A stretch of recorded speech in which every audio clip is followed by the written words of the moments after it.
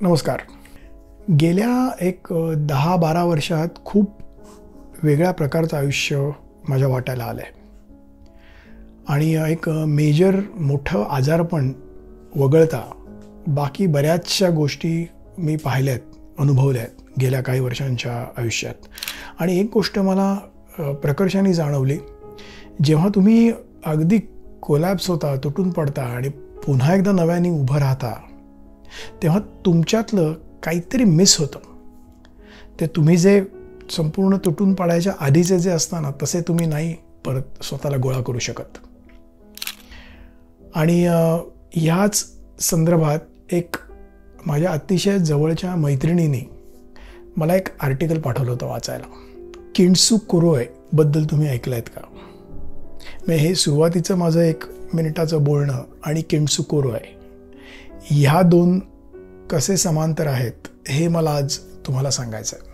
किंडसू कुरोय हा एक जॅपनीज आर्टचा प्रकार आहे आणि जी चिनी मातीची भांडी असतात, सिरॅमिक भांडी, ती काही कारणाने जर का तुटली फुटली तर ती पुन्हा जोडण्यासाठी किंडसू कुरोय या आर्टचा उपयोग केला जातो. हे आर्ट 15व्या शतकातलं आहे, जपानमध्ये उदयाला आलेलं आहे. सो इथे साम्य असं आहे की आपलं आयुष्य आणि भांडं, चिनी मातीचं भांडं हे साधारण एकच आहे असं धरा तुम्ही. फक्त इथे फरक असा आहे की किंडसू कुरोयमुळे ते जे तुटलेलं भांडं पुन्हा एकदा नव्याने सांधलं जातं, नव्याने बनवलं जातं, तेव्हा ते आणखी सुंदर दिसतं. त्या आर्टमध्ये इतकी ताकद आहे की ते पहिलं जे भांडं होतं त्याच्यापेक्षा जास्त छान ते तुटल्यानंतर जे काही सांधलं जातं आणि नवीन भांडं बनतं ते त्या पहिल्या भांड्यापेक्षा जास्त छान बनतं.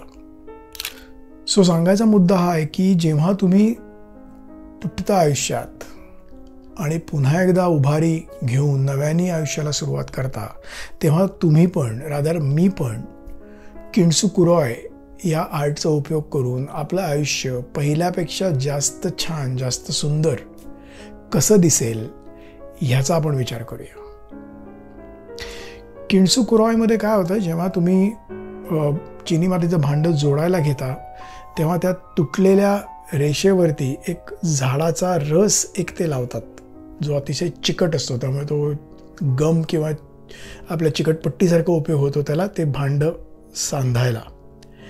आणि ती भेग, ती जी काय धार जी काय तुटलेली आहे ती आणखी सुंदर दिसायला त्याच्यावरती चांदीची किंवा सोन्याची भुकटी पसरली जाते.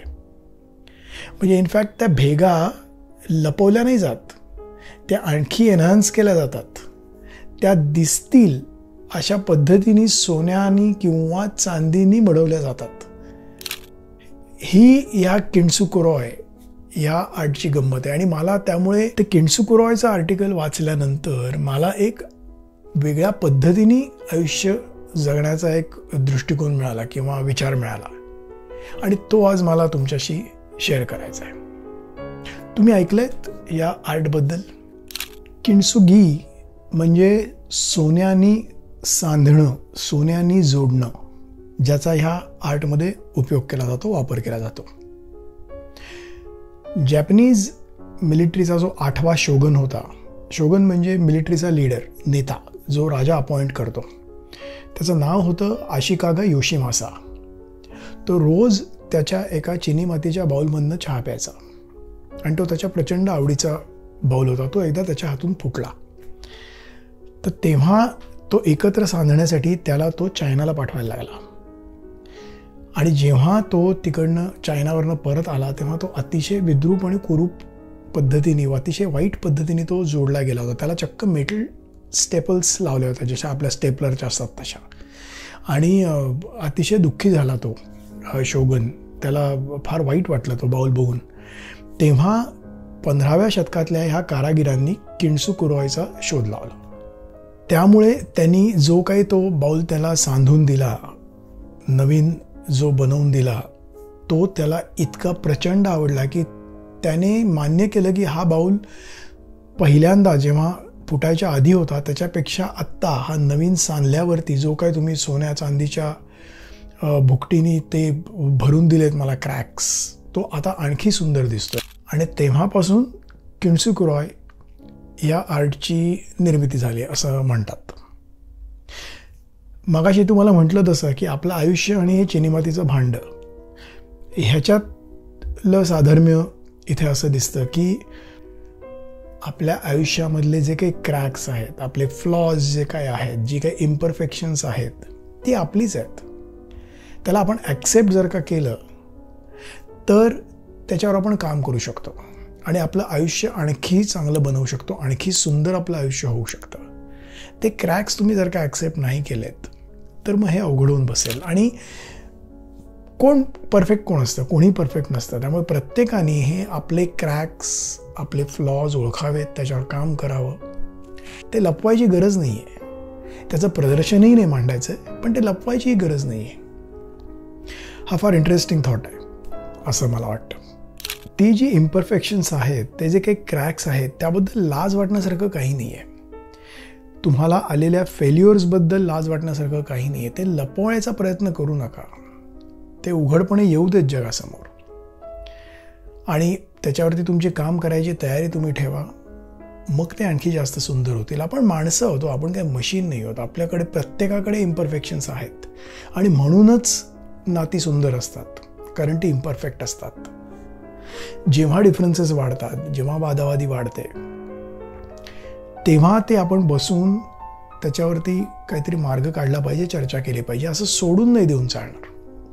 म्हणजे भांडं आहे, फुटलं आहे, कचऱ्यात टाकून द्या, तसं नाही करून चालणार. ते पुन्हा सांधायचा प्रयत्न व्हायलाच पाहिजे, त्याच्यावर काम व्हायलाच पाहिजेत. त्या नात्यामधले क्रॅक्स डिस्कस व्हायला पाहिजेत. तर ते भरून काढता येतील, आणखी सुंदर होतील आणि अतिशय युनिक होतील. किन्सुकुरॉयचं सगळ्यात महत्त्वाचं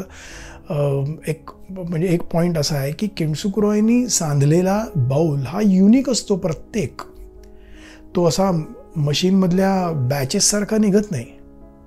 प्रत्येक तो बाऊल युनिक असतो. तसे आपण प्रत्येक युनिक आहोत. आपले प्रॉब्लेम्स, आपले रिलेशन्स ही सगळी युनिक आहेत आणि ती आणखी सुंदर आपल्याला करायची आहेत. आपल्याला अतिशय आनंदी आयुष्य जगायचं आहे. ही सगळी नाती घेऊन आपल्याला जगायचं आहे. आपल्याला काय आयसोलेशनमध्ये राहायचं नाही आहे. त्यामुळे किन्सुकुरॉय ही पद्धत आपण आयुष्यात अवलंबली पाहिजे आणि आपणच आपल्यावरती काम केलं पाहिजे. छान सोन्या चांदीने आपले क्रॅक्स भरले पाहिजेत आणि आपलं युनिक असं सुंदर आयुष्य पुन्हा एकदा उभं केलं पाहिजे. हे फार जाणवण्यासारखं होतं मला जेव्हा ही मी गोष्ट पहिल्यांदा त्या आर्टिकलमध्ये वाचली तेव्हा. आणि जॅपनीज संस्कृतीत म्हणा किंवा कुठल्याही संस्कृतीत वेस्टेज करणं किंवा टाकून देणं हे सहजासहजी नाही ॲक्सेप्ट होत.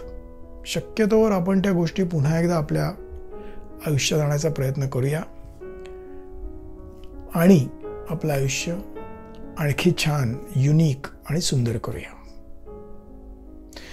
तुम्ही किन्सुकुरॉयबद्दल विचार करा. तुमच्यातले इम्परफेक्शन्स, तुमच्यातले फ्लॉज ओळखा, ते ॲक्सेप्ट करा, ते आणखी सुंदर करा, ते त्याच्यावर काम करा. आणि हा आमचा एपिसोड तुम्हाला आवडला असेल तर आमचा चॅनल सबस्क्राईब करा. Thank you so much.